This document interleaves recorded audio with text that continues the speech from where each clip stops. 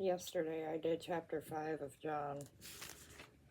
Today, excuse me, today I'm doing chapter 6. Jesus, excuse me, you guys, I just ate lunch, so I do apologize.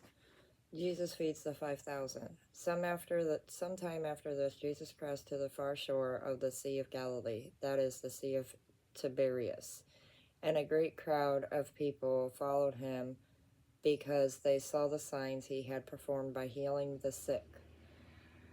Then Jesus went up on a mountainside and sat down with his disciples. The Jewish Passover festival was near. When Jesus looked up and saw a great crowd coming toward him, he said to Philip, "Where shall we buy bread for these people to eat?" He asked this only to test him, for he already had in mind what he was going to do. Philip answered him, It would take more than half a year's wages to buy enough bread for each one to have a bite." Another of his disciples, Andrew, Simon Peter's brother, spoke up. "Here is a boy with 5 small barley loaves and 2 small fish, but how far will they go among so many?"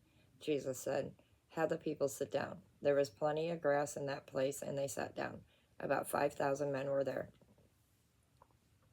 Jesus then took the loaves, gave thanks, and distributed to those who were seated as much as they wanted. He did the same with the fish. When they had had enough to eat, he said to his disciples, "Gather the pieces that are left over. Let nothing be wasted." So they gathered him and filled 12 baskets with the pieces of the 5 barley loaves left over by those who had eaten. 12 baskets, 12 disciples.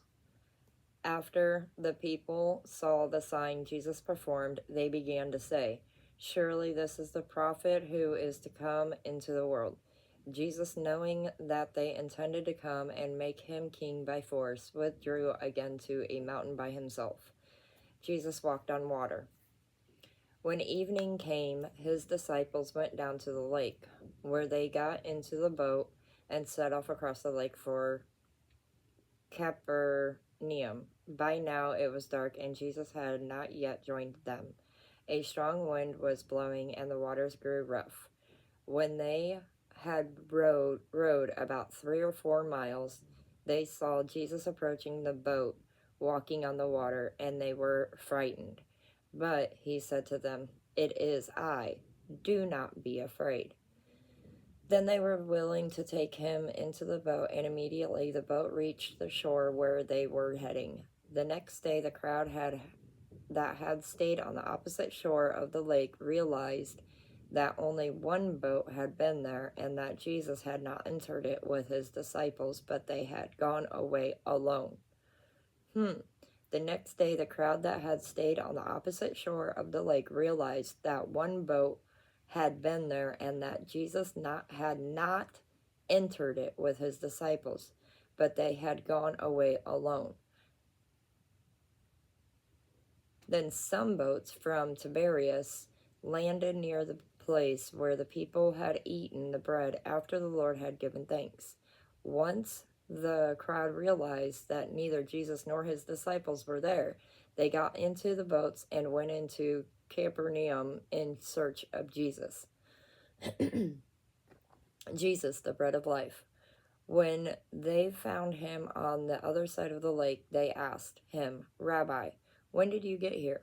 Jesus answered, "Very truly I tell you, you are looking for me, not because you saw the signs I performed, but because you ate the loaves and had your fill. Do not work for food that spoils, but for food that endures to eternal life, which the Son of Man will give you. For on him God the Father has placed his seal of approval." Not a whole lot of people know what zeal is, or seal. This word, S-E-A-L.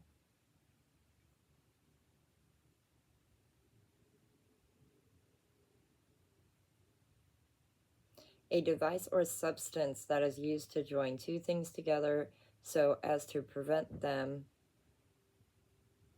from coming apart or to prevent anything from passing between them. almost like unity.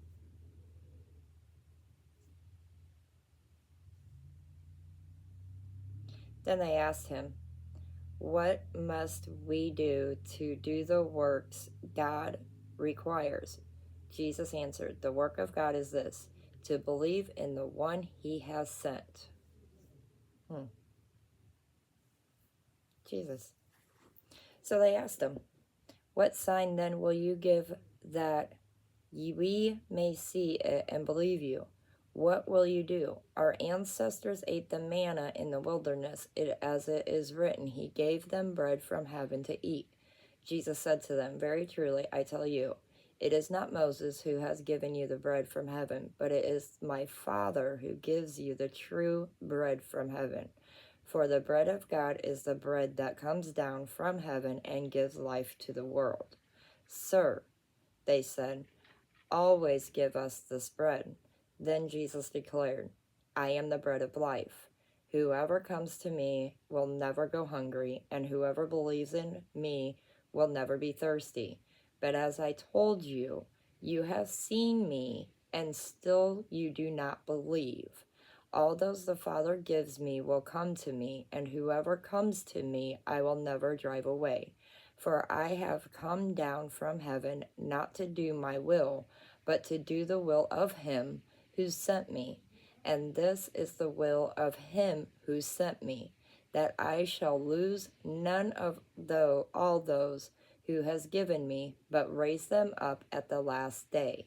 For my Father's will is that everyone who looks to the Son and believes in him shall have eternal life, and I will raise them up at the last day." At this, the Jews began to grumble about him, because he said, "I am the bread that came down from heaven." They said, "Is this not Jesus, the son of Joseph, whose father and mother we know? How can he now say, 'I came down from heaven'?" "Stop grumbling among yourselves," Jesus answered. "No one can come to me unless the Father who sent me draws them, and I will raise them up at the last day.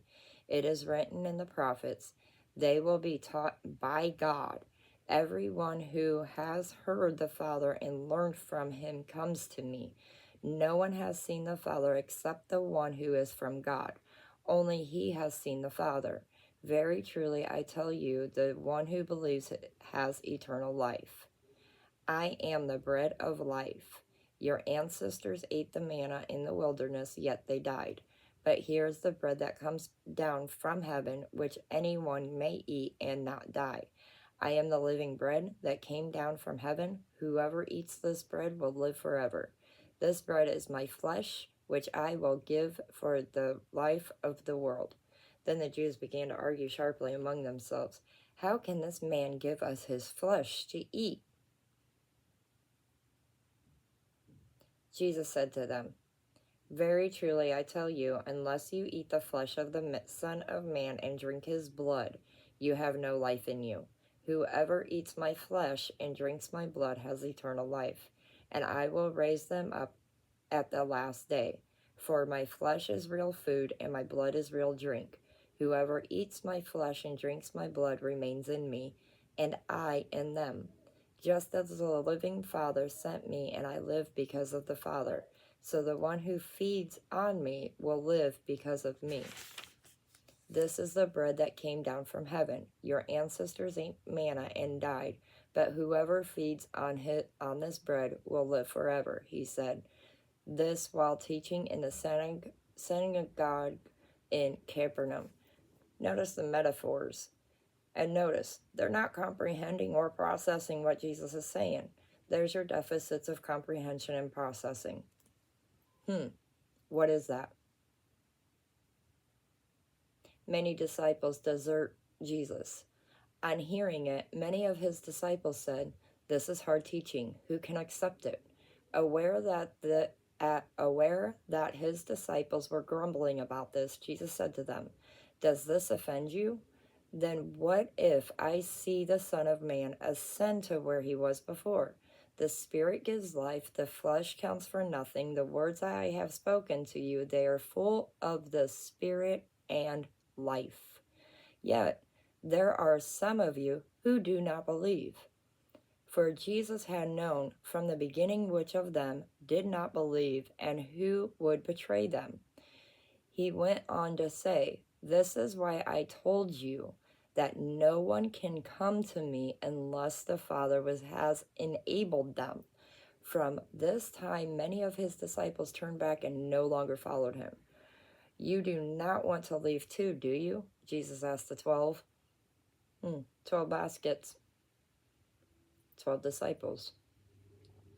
Simon Peter answered him, "Lord, to whom shall we go? You have the words of eternal life.